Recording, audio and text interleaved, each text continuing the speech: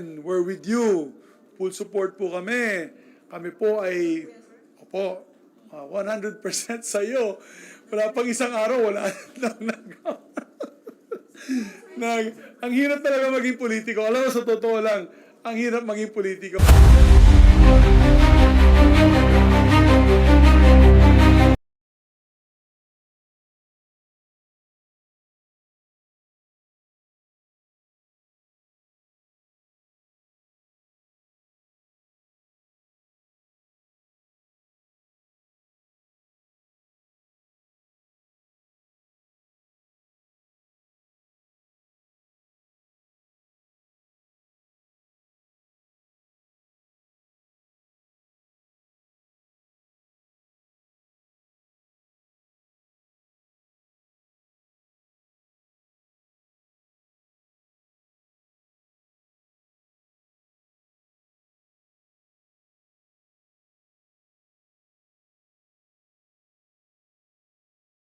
Continue with my message that the Senate must always remain independent. And due to my strict adherence of the Senate remaining independent, maybe that could be the cause of my demise. Sabi ko nga nung sa hearing ni Senator Bato de la Rosa, maraming nagalit sa akin sa dalawang panig dahil nga ako po'y naging patas sa dalawang panig.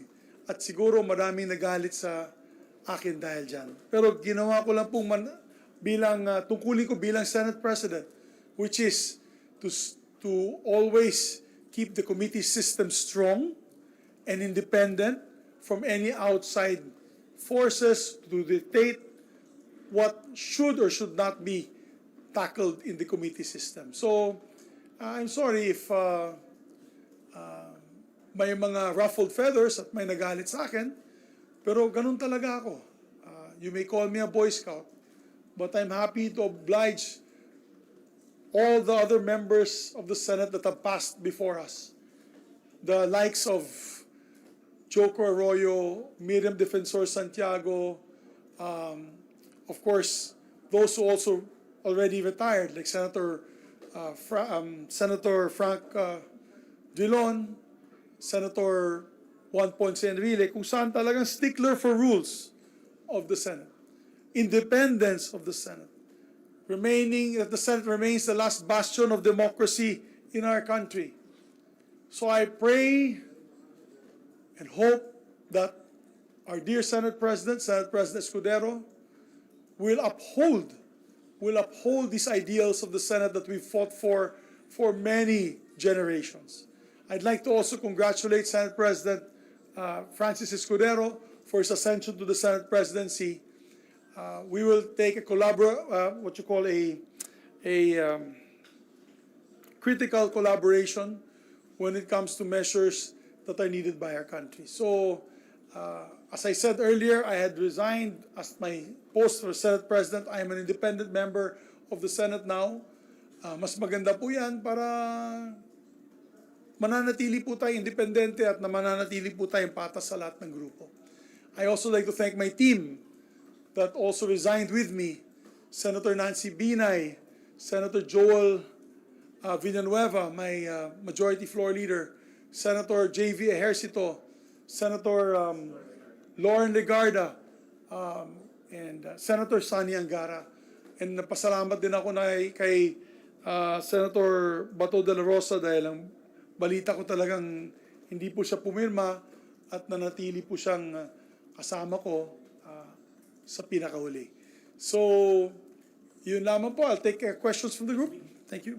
Whose instructions did you not follow? Whose feathers did you ruffle? I'm only presuming that is the cause. Because maraming nagsabi sa akin, alam mo, tigil mo ng mga hearings, ganito, ganyan, para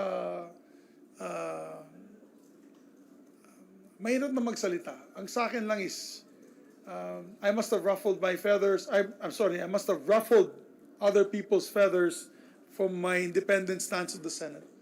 At hindi natigil yun hindi na natigil yun. Nung sa PI pa lang, sa People's Initiative pa lang, nung hindi po tayo sumang-ayon sa People's Initiative, dyan po na nag-umpisa Hindi tayo hindi tayo sumang-ayon sa kanilang timelines, charter change, dyan ko din naramdaman na medyo may mga sama ng loob at mahirap dahil ang akin naman ay gusto ko lang po manatili ang independensya ng ating institusyon ng Senado.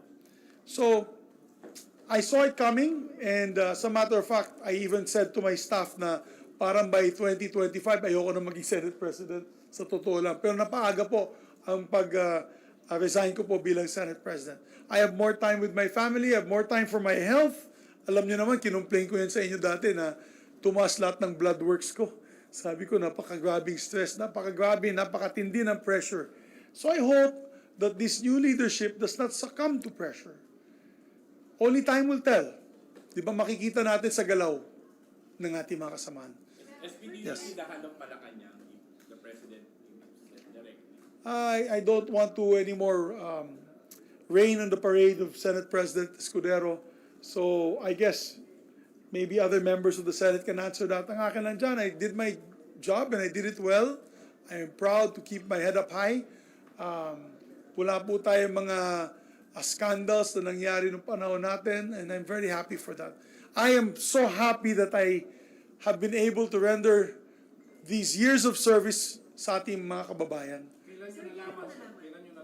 Nung Wednesday, nalaman ko may kinakausap po sila, nagkikita-kita po, nag-uusap-usap po sila ang kabilang grupo, and yun, nag-umpisa na po. So, nagbabantayan po kami nung weekend, and medyo masama ang loob ko dahil meron pa mga nagte-text sa akin, "We're with you, full support po kami. Kami po ay, opo, 100% sa iyo." Wala pang isang araw, wala ang hirap talaga maging politiko. Alam mo, sa totoo lang, ang hirap maging politiko. Kaya ako ituwan-tuwa sa mga naiwan sa akin. Alam mo, 2 test of character yan. Alam niyo mga kapatid, ako, napakasimple lang ako na tao. Napaka-transparent po ako. Mahalaga sa akin yung reputasyon ko, kaya nag-resign ako noong 2011, di ba? Ayokong umikot sa mall na may nagsasabi na mandaraya ako. Kaya nag-resign po ako sa posisyon ko bilang senador. At ang sinabi ko, wala naman po tayong kasalanan doon sa sitwasyon na yun noong 2007. At parang malaking dagok, malaking tinik po ang tinatanggal po sa aking likod dahil gusto ko pong manatiling respetado sa mata ng ating mga kababayan. Kaya sa akin, hindi ko magagawa yan eh. Hindi ko magagawa yan. Ako, at least, isang salita man na, at least isang salita po ako pagdating sa commitment ko sa bayan, sa aking mga kasamahan. So in a way, I just felt heartbroken. I felt heartbroken not because of the position. Ano tayo eh, 3 beses na ako naging majority floor leader, tinanggal na rin ako maging majority floor leader. Hindi sa position, I'm not heartbroken because of the position. I'm heartbroken because of those who committed to be steadfast with us. We had the same ideals, and all of a sudden, hindi po, biglang nawala po. Ganyan talaga ang buhay, no? Heartbroken. Heartbroken. Yes. 7 yata yun eh. Sama si Senator Gatchalian, 7. Sama si Senator Gatchalian. Senator Bato, Would you consider this a hearing on Pidea Lakes as one of the mitigating factors while you were compelled or you offered to resign? Meron bang mga pressure? Kasi considering na your president is being implicated. So kaya nag-stick sa'yo si Senator Bato? Kasi yung hearing niya. your guess is as good as mine. I don't want to say it, pero ganun talaga.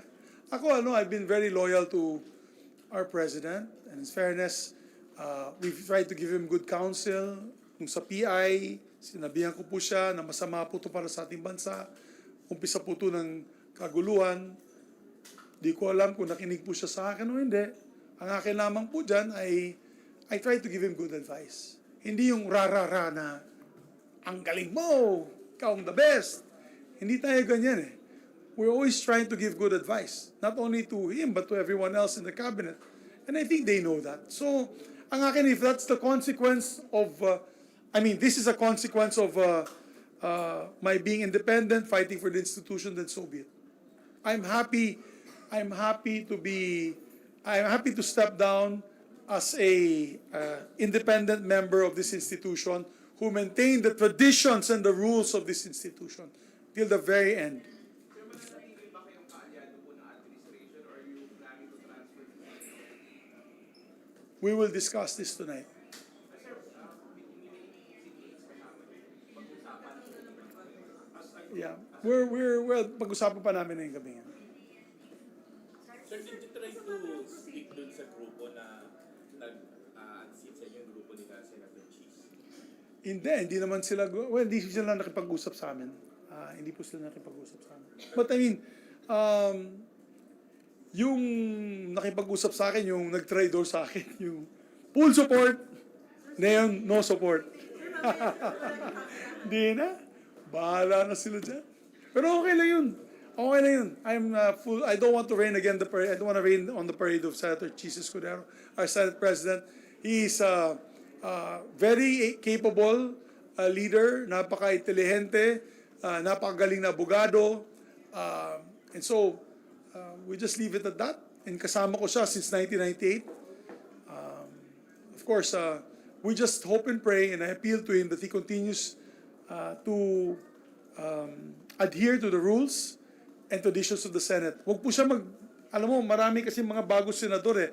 Ang daming hinihingi mga concessions na pwede bang excuse na lang ganito, pwede bang ganito lang, pwede bang we have to, if we do that, then mawawala po ang relevance ng Senado. We have to stick to the rules and traditions of the Senate and respect this. Ang dami ng senador na matay na hanggang kamatayan nila, ito po ang panindigan nila. As last bastion of democracy, this institution must remain steadfast. Sir, ano yung procedure? Di ba yung dapat nagkaroon na din ng papalitan lahat ng chairmanship ng committee? Or Hindi naman, siguro yung, unless may mga interesado, yung labing apat, 15 nila, I think kung happy na sila sa mga committees nila, hindi na po matatanggalan yan. Yung mga choice committees ng grupo namin, syempre makukuha ng grupo nila yan. I think their majority leader will be Tol Tolentino, so I wish him luck. I hope that he studies. Alam mo, medyo matindi ang trabaho ng majority floor leader. Siya po ay re-electionist. At yun, nakakagulat lang yung mga ibang kasama ni Senator Bato ay Sir, have you received, during your presidency, have you received reports coming from the palace? Kasi, di ba, sinabi mo kanina, medyo parang may mga sunod-sunuran ba? Na gusto yata maging sunod-sunuran kayo? well, yung nga, alam mo naman, nag-umpisa nga yan, sabi ko nga, nag-umpisa yan ng People's Initiative. Ang gusto po nila ay sumunod na lang po ang Senado. At hindi po kami papayag nun. For one shining moment, the Senate was united in our stand against People's Initiative. But after that, the attacks began. So, alam niyo naman yun. Pangalawang co-attempt na to sa akin. So, mahirap ang trabaho maging Senate President. Thank you. Any regret? No regrets. I have no regrets. I am proud. Alam mo yung text messages ko na yun, napakaganda. I just like to read the message of I just like to make special mention yung binigay na mensahe sa akin. It means a lot to me. Mayor Benji Magalong, tinext niya ako. Good afternoon, Senate President Zubiri. I was saddened by today's turn of events. You have served as Senate President with honor and dignity that they cannot take away from you. You'll always have my utmost respect. Warmest regards, Mayor Benjamin Magalong. So, ganda, di ba? Yung nakakataba ng puso. I'm still a senator, guys. I'm not saying goodbye. I'm not resigning from my position as senator. I'll see you guys tomorrow and the next day. I have more time with you guys, pwede tayong kumain, and whatever role that we take, our group, front and center po kayong lahat. You'll know what will happen. how many senators does the other group? I don't know. 14 sila.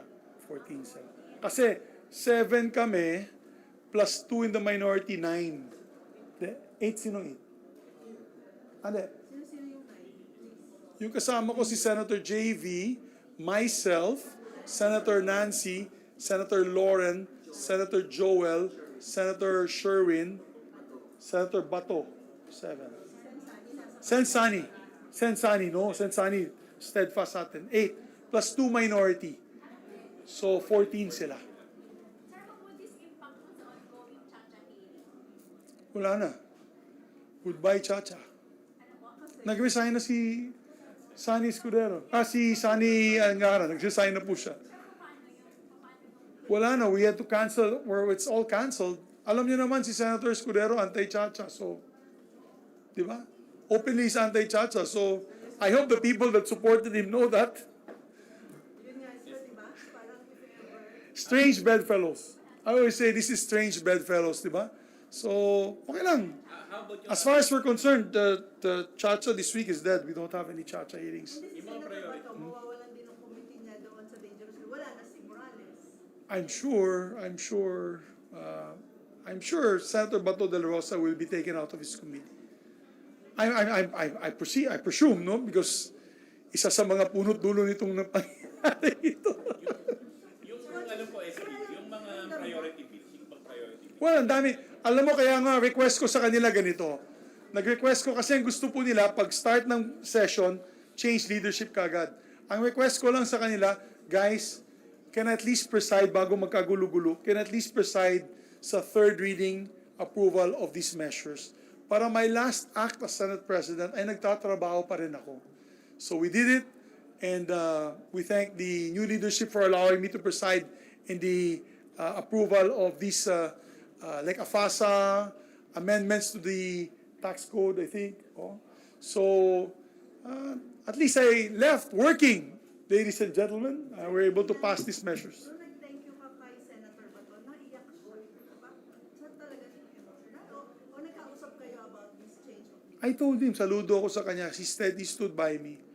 And I told him, pare, may panindigan ka. You are a man of principle.